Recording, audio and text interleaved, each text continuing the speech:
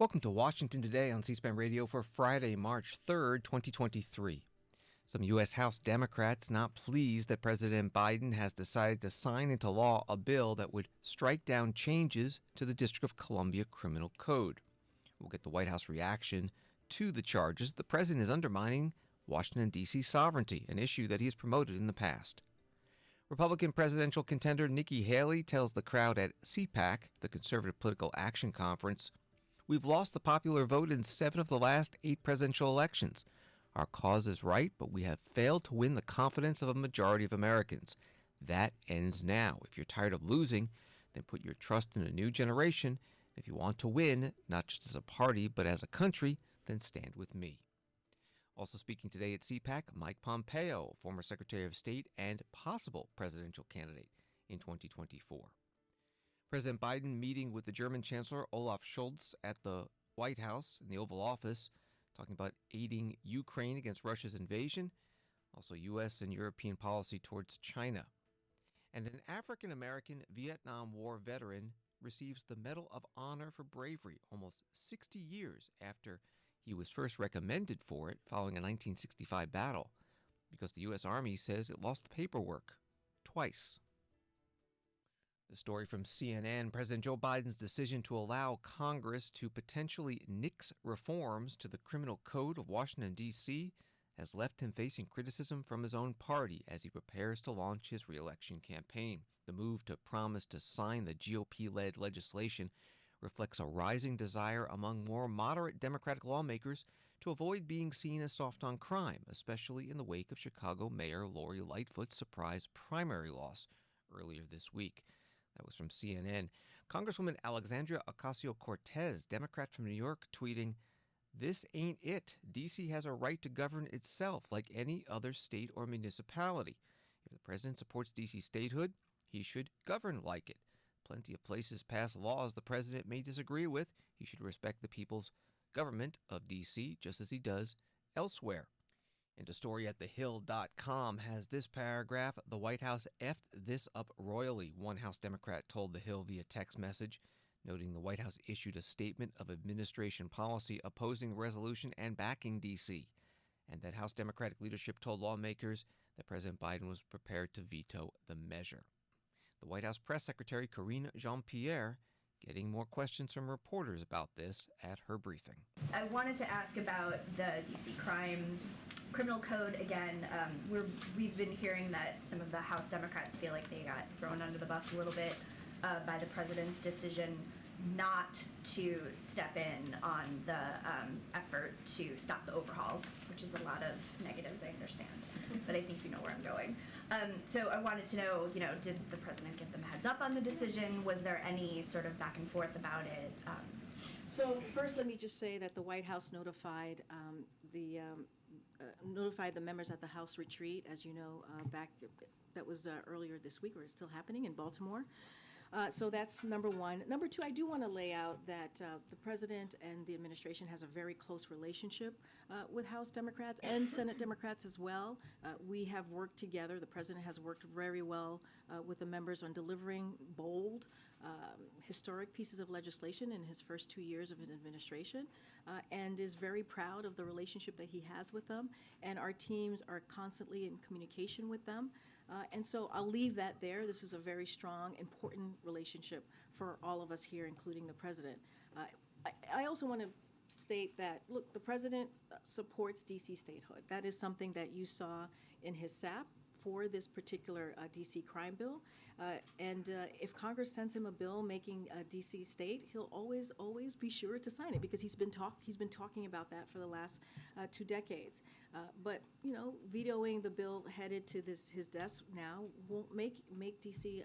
a state. And so those are the things that the president has been very clear about when it comes to D.C. and their statehood.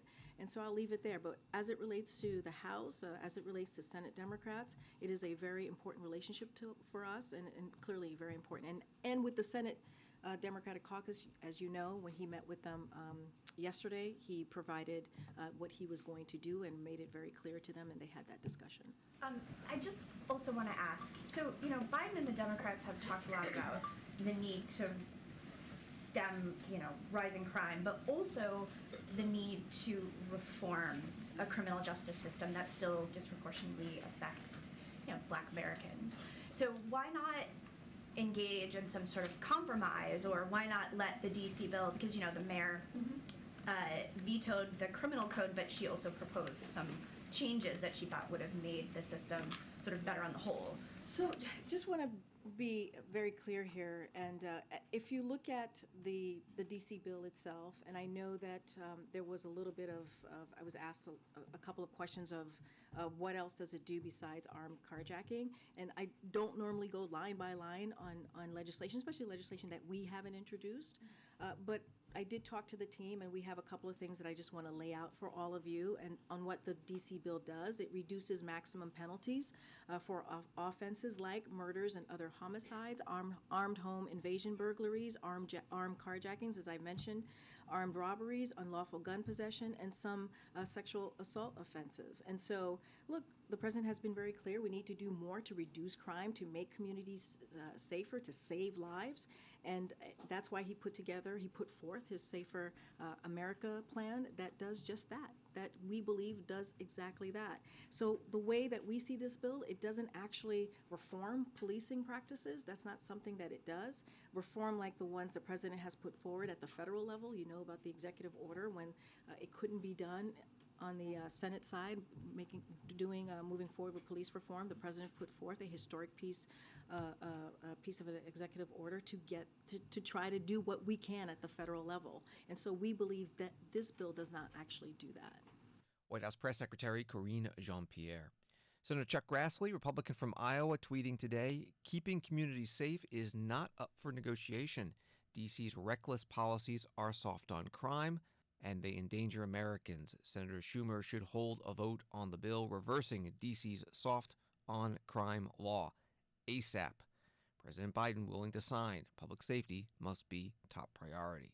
Congresswoman Eleanor Holmes Norton, the delegate from the District of Columbia, a Democrat, tweeted Thursday when the president made his decision known, today has been a sad day for D.C. home rule and D.C. residents' right to self-governance, but a powerful argument in favor of D.C. statehood. And Washington, D.C. Mayor Muriel Bowser, also a Democrat, reacted Thursday night at the monthly meeting of the D.C. Democratic Party held at a school in the city.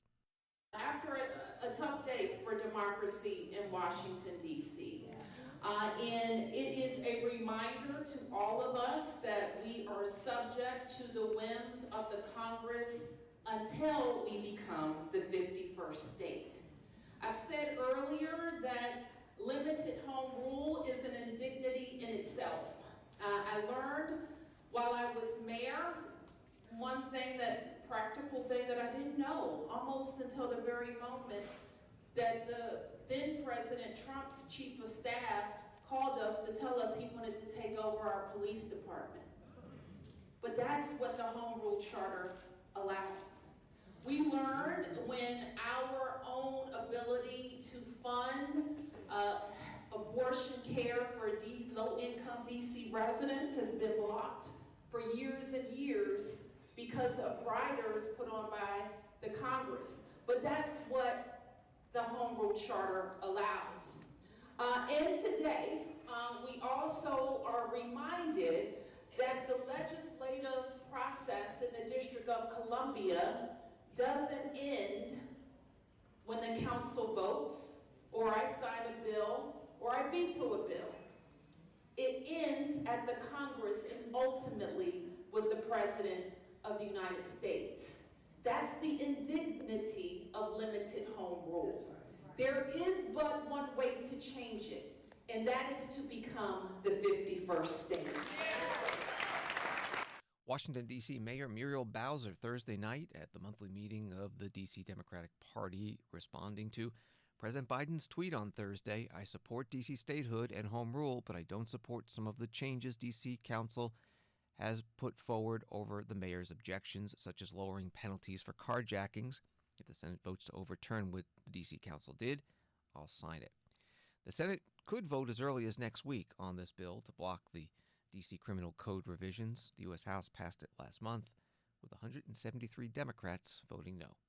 Republican presidential candidate Nikki Haley, one of the speakers today at CPAC, Conservative Political Action Conference being held at National Harbor in Maryland. CPAC is an annual gathering of conservative political activists held yearly since 1974, and over the years has been a testing ground for Republican presidential hopefuls. Today, Nikki Haley talking about why she is running and one of her proposals that has gotten a lot of attention, requiring politicians over the age of 75 to take mental competency tests. The liberal media's heads are exploding about my run for president. And we all know why. The media can't stand the fact that I'm a conservative. Think about it. I'm a woman, I'm a minority, and I'm the daughter of immigrants. I am proof that liberals are wrong about everything they say about America. When I launched my campaign, I said every politician over 75 years old should be required to take a mental competency test. Have you seen D.C. lately? We should start with Joe Biden, and we shouldn't stop there. Now, Don Lemon didn't seem to like that too much. He claimed, I'm not in my prime, in which I responded, hold my beer. I'm 51, that's younger than Don Lemon. It's also younger than Hunter Biden, and it's 30 years younger than Joe Biden. But Don says women have to be in their 20s or 30s to be in their prime. And the left say we're sexist. Liberals are the most sexist by far.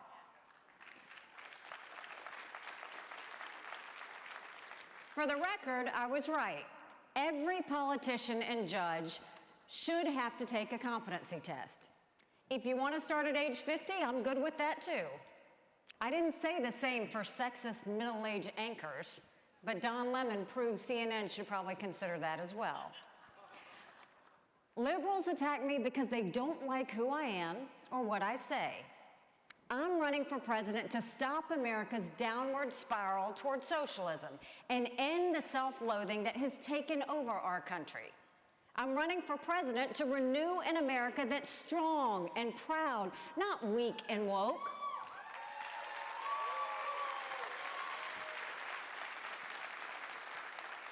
When I look to the future, I see our country rededicated to freedom and opportunity. But when I look at the present, I see the total opposite. Joe Biden and the Democrats are giving us oppression, poverty, and lawlessness. This is not the America that called to my parents 50 years ago. And make no mistake, this is not the America I'm going to leave to my children. Nikki Haley, Republican presidential candidate and former South Carolina governor, also former U.S. ambassador to the United Nations in the Trump administration, today at CPAC, Conservative Political Action Conference. Another speaker today, potential Republican presidential candidate Mike Pompeo, former CIA director and Secretary of State under President Trump and a former member of Congress from Kansas. He talked about the early days of the COVID-19 pandemic, the pushback he got on his speculation about the origins of the virus and what the Biden administration said about that this week. I'm not one for vindication, but this week it was good to see the Department of Energy finally conclude that the damn virus came from the lab in Wuhan.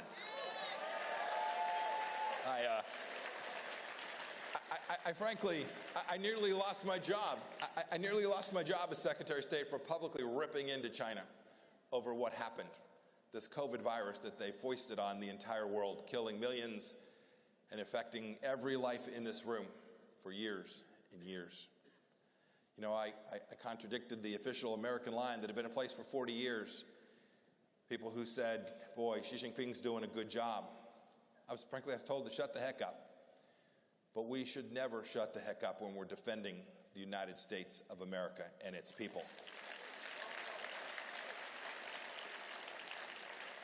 It was wrong to praise the Chinese Communist Party when I went on TV in March of 20, seems like a long time ago, 3 years, and said, I think this virus came from the laboratory. It was called racist and worse. But the data was as clear then as it is today. And it's not that particular instance, but the idea of protecting America by speaking the truth that matters most. Because these challenges, they're great, they're real. I make no bones about it. But we've all faced similar challenges before. We're not pansies here in America. We're pretty tough people. And I'm convinced you are every bit as tough as those folks who came before us. They fought for a war for independence. They fought in World War II, the Cold War. We took down the evil empire. We took down the radical left in the 60s when they were trying to begin the change that we see now back being foisted here at home. Former Secretary of State Mike Pompeo, a possible Republican presidential candidate, today at CPAC, Conservative Political Action Conference, being held in National Harbor, Maryland. Former President Donald Trump, who is a declared candidate for the 2024 Republican presidential nomination, will be closing out the conference with a speech on Saturday. That's scheduled to begin 5:25 p.m. Eastern. You can watch it live on C-SPAN television or on the C-SPAN Now app and at cspan.org. And here on C-SPAN Radio, we will replay former President Trump's speech to CPAC Sunday morning at 10 a.m. Eastern. Donald Trump Jr. spoke at the CPAC meeting today. At one point, there was a Willy Wonka moment. He asked the audience to look under their seats, and if they find a golden chocolate bar, they were lucky winners of VIP tickets to a reception with former President Trump on Saturday. Quite a few Republican members of the U.S. House and Senate have been giving speeches at CPAC. Today, Congresswoman Marjorie Taylor Greene, Republican from Georgia, said she'll be introducing legislation to make gender-affirming care for transgender youth a felony. And these victims come in thinking they're going to find happiness and they're going to find security in their identity because they think they can change their gender. These boys think they can become girls. These girls think they can become boys. But you want to know what's happening to them? They're given puberty blockers. They're fast-tracked, given puberty blockers that actually chemically castrates them, makes them sterile. They're given testosterone to girls as young as 11, 12, 13 years old, that within 4 to 5 years, some of them are having to have hysterectomies because of the damage it does inside of them. There are teenage girls having their breast cut off. That is a permanent damage to their body. They'll never be able to breastfeed their baby. And there are boys that are having their penises turned inside out. These are kids. So last Congress, I did something radical and extreme because remember, Marjorie Taylor Greene, she's so extreme.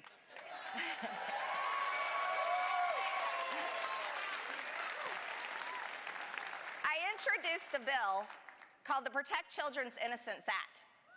Protect Children's Innocence Act. And let me tell you my great news this morning, ladies and gentlemen. It couldn't pass last Congress because, like I said, Nancy Pelosi was the Speaker of the House, and she doesn't believe in gender at all. But we have a new Speaker in our Republican majority in the House of Representatives. And I'm going to be introducing my bill, the Protect Children's Innocence Act, that will make it a felony to perform anything to do with gender-affirming care on children. Congresswoman Marjorie Taylor Greene, Republican from Georgia, at CPAC.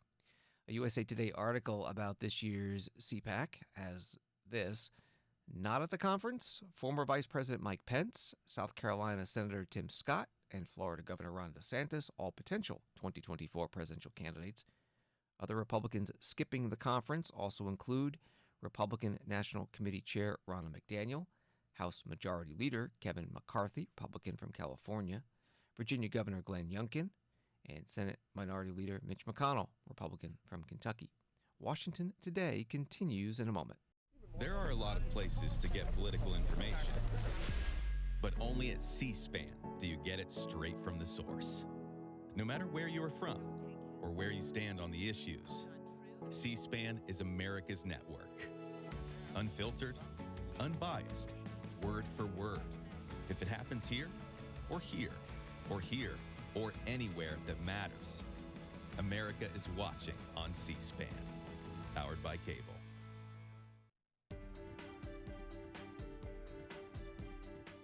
Welcome back to Washington Today, which you can get as a podcast wherever you get your podcasts and on the C-SPAN Now mobile app. This story from Reuters. U.S. President Joe Biden and German Chancellor Olaf Scholz held talks on Friday focused largely on the war in Ukraine, China, and other matters amid signs of strains between the transatlantic partners. Sitting next to Olaf Scholz in the Oval Office, Joe Biden thanked the German leader for profound support on Ukraine, and Olaf Scholz said it was important to send the message that the support will continue as long as it takes and as long as is necessary. President Biden hailed Olaf Scholz's decision to increase military spending and had worked in lockstep with the U.S. and other allies to support Ukraine. The United States announced a new package of military assistance for Ukraine, totaling $400 million as the two met. That reporting from Reuters. The two leaders making some remarks to the media in the Oval Office. Well, Chancellor, welcome back to the Oval Office. Welcome back to the White House. Olaf, we've been a lot changed since the last year you were here.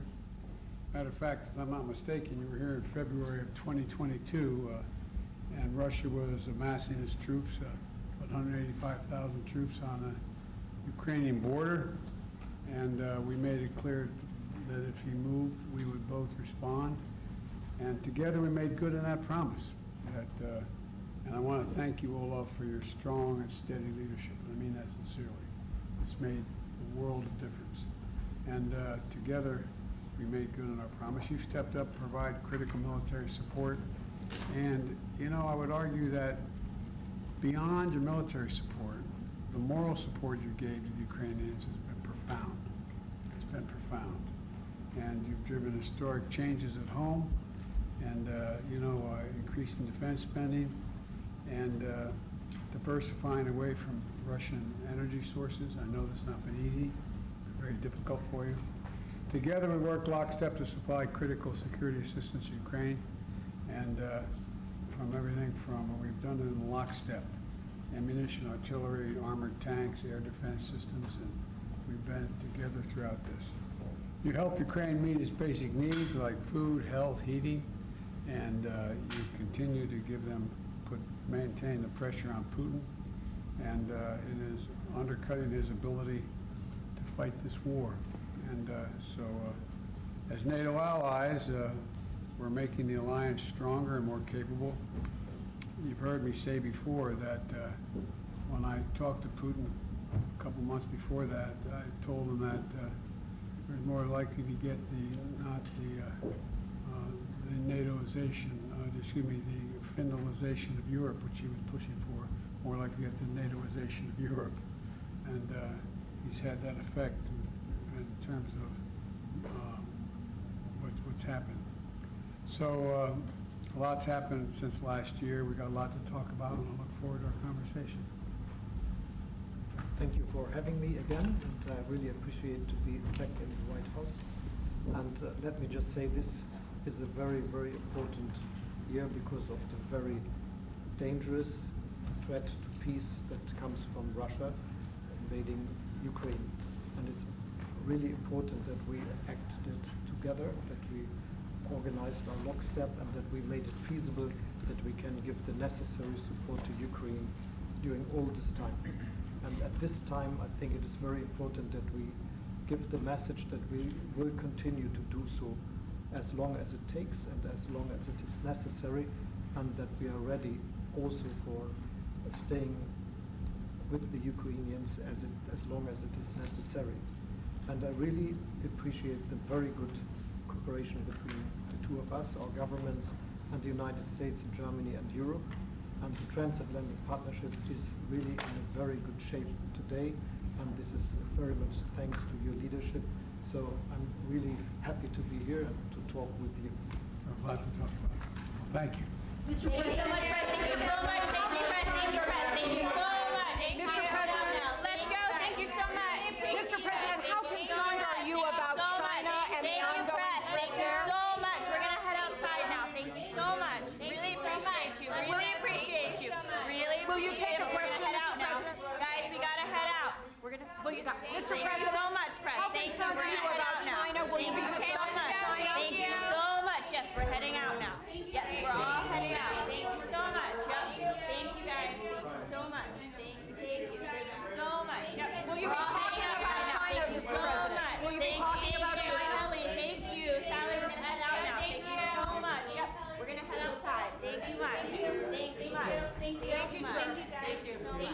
President Joe Biden and German Chancellor Olaf Scholz in the White House Oval Office. Associated Press with some details on the $400 million aid package from the U.S. to Ukraine announced today, saying it for the first time includes armored vehicles that can launch bridges, allowing troops to cross rivers or other gaps as Russian and Ukrainian forces remain entrenched on opposite sides of the Dnieper River. Another AP story today.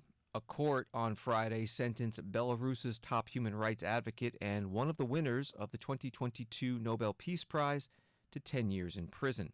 The harsh punishment for Ales Bialiatski and 3 of his colleagues came in response to massive protests over a 2020 election that gave authoritarian President Alexander Lukashenko a new term in office.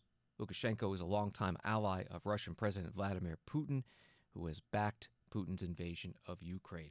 U.S. Senator Chris Coons, Democrat from Delaware, tweeting, "I strongly condemn the unjust imprisonment of Ales Bialiatski, a Belarusian pro-democracy activist and Nobel Peace Prize laureate, and call for his immediate release. These bogus charges are nothing more than an attempt to stifle his work to advance human rights." The exiled opposition leader from Belarus, Sviatlana Tikhanovskaya, put out this video. Today, 3 of our heroes in Belarus were sentenced to long prison terms in a shameful mockery of a trial. One of them, Ales Bialiatski, received the Nobel Peace Prize in December last year for his lifelong efforts to defend human rights. I was honored to be present in Oslo as his wife, Natalia Pinchuk, accepted the prize. Ales, who founded the human rights organization Vesna, was sentenced to 10 years in prison. Valentin Stefanovich, who is also the vice chairman of the International Federation for Human Rights, was sentenced to 9 years. Vladimir Lapkovich, lawyer for Vesna, received 7 years. Together, they represent everything that the regime of dictator Lukashenko hates. They represent the truth. They represent democracy and freedom. They represent the protection of the individual's rights against the repression of the state. Sviatlana Tikhanovskaya is an opposition leader in Belarus, currently in exile. A video about today's sentencing of the 3 activists to long prison sentences, including one who recently was awarded the Nobel Peace Prize. U.S. and South Korean militaries will be holding their largest joint military exercises on the Korean Peninsula in 5 years. That announcement today, that the 11 days of drills called Freedom Shield will start March 13th on land, sea, and in the air. North Korea has threatened, quote, unprecedentedly persistent and strong counter-actions if the U.S. and South carried out the joint military exercises. In the past, North Korea has responded by test-firing ballistic missiles in that region. This is Washington Today. President Biden awarding the Medal of Honor, the nation's highest military award for valor, to retired Army Colonel Paris Davis. A Pentagon summary of the award says that on June 17, 1965, Paris Davis led a team of 4 Green Berets and South Vietnamese volunteers against hundreds of North Vietnamese forces near Bang Son, Vietnam. Paris Davis is being honored for rescuing his men despite injuries from grenade fragments that he had sustained in a nearly 19-hour battle that pushed back the enemy. Today's ceremony was in the White House East Room. 158 years ago today, in this White House, President Lincoln was putting the final touches on his second inaugural address. And he wrote, "Let us strive to finish the work we are in, to bind up the nation's wounds, and care for him who shall have borne the battle." Today, 58 years after he bore the battle, we honor a true hero of our nation, Colonel Paris Davis. I've had a chance to get to talk to him a little bit. We talked on the phone, and he doesn't know, but we're going to talk a lot more. Incredible guy. The Medal of Honor, created during Lincoln's presidency, is our country's highest military award, recognizing gallantry above and beyond the call of duty. That word gallantry, it's not much used these days, gallantry. But I can think of no better word to describe Paris, to describe you. I really can't. Gallantry. and everyone here feels exactly the same way. That includes Secretary Austin and Secretary McDonough and Secretary of the Army Wormuth and the Vice Chairman Grady and General McConville, Representative Beyer. Where's Representative Beyer? Thank you. Thank you for pushing this a little bit. Appreciate it. For joining us today. President Biden at the White House. He also spoke about Paris Davis's upbringing and service coming as the U.S. was moving from segregation to integration during the Civil Rights Movement. Paris Davis was one of the first black Special Forces officers in U.S. history. Volunteering to serve a country that in many places still refused to serve people who look like him. Right away, it was clear that Paris was a born warrior. He became an Army Ranger. Then he jumped at the chance to join the Green Berets, becoming one of the nation's first black Special Forces officers. Paris liked the Green Berets because they were elite. It wasn't just, as Paris once said, Joe here, Joe there. By the way, it didn't offend me you said Joe here, Joe there. You know what I mean? That didn't bother me. But the Green Berets, like our country then, weren't free from discrimination either. People pull Paris aside to warn him. Are you sure you want to join? There aren't a lot of people like you, look like you in this outfit. Well, remember, this was only 14 years after President Truman desegregated our military, only 14 years later. But Paris didn't listen to them, and thank God he didn't. Paris helped write the history of our nation. And this year, we celebrate the 75th anniversary of our first fully integrated armed forces, and name Paris Davis will still stand alongside the nation's pioneering heroes. President Biden at the White House, Medal of Honor ceremony for retired Army Colonel Paris Davis, who now lives in Alexandria, Virginia, and a story about the award in the Alexandria Gazette Packet has this. At the end of the battle, Paris Davis was recommended for the Medal of Honor by one of the men he had rescued that day. That 1965 nomination package was lost by the Army, as was a subsequent nomination made in 1969. Paris Davis was eventually awarded a Silver Star, the third highest military combat medal, but members of his team, many who have suggested that race was a factor in the handling of his nomination, persisted in their push to have Paris Davis recognized for his bravery with the Medal of Honor. And it was not until 2021 that then Acting Secretary of Defense Christopher Miller ordered an expedited review of the lost nomination, and that led to today's award. Medal of Honor is given for conspicuous gallantry and intrepidity at the risk of life above and beyond the call of duty. There have been about 3,500 medals given since the creation in 1861. Today is National Anthem Day. On March 3, 1931, President Herbert Hoover signed a congressional resolution officially making the Star-Spangled Banner the national anthem of the United States of America. C-SPAN recently interviewed the author of the book, Oh Say Can You Hear, a cultural biography of the Star-Spangled Banner. University of Michigan professor Mark Clegg, who explains why the song was an unofficial anthem long before it was made official. He wrote it in 1814. What year did it become officially the national anthem? Well, this is interesting. I mean, officially it became the national anthem on March 3rd, 1931, but unofficially, or at least within American cultural practice, it becomes the national anthem, I think via destiny, if you will, on July 4th, 1861, which is the 4th of July at the beginning of the U.S. Civil War, the moment when by law, the number of stars on the flag, and I have the 1814 flag here in the background, but the number of stars is supposed to be adjusted to match the number of states. And so Lincoln, the federal government, does not recognize the states that have seceded as having left the Union, and so the number of stars on the flag stay the same. And at that moment, the flag, Star-Spangled Banner, becomes the sacred symbol of Union, and the song, the Star-Spangled Banner, becomes the rallying cry of the Union forces. And so I think it's at that moment the sacrifices of literally the lives of soldiers, fighting in this country to end slavery and preserve the Union is what makes the song sacred to us. So the song was used by people as the national anthem and referred to as the national hymn or the national anthem as early as the 1830s, 100 years before it officially became the anthem. So really the government Congress and President Hoover, who signed the bill, we're sort of coming late to the party, if you will, and recognizing something that was already true in American cultural practice, officially in American law.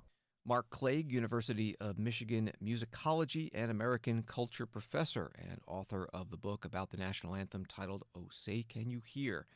Part of a 1-hour interview from C-SPAN series Q&A. You can find the full program at cspan.org.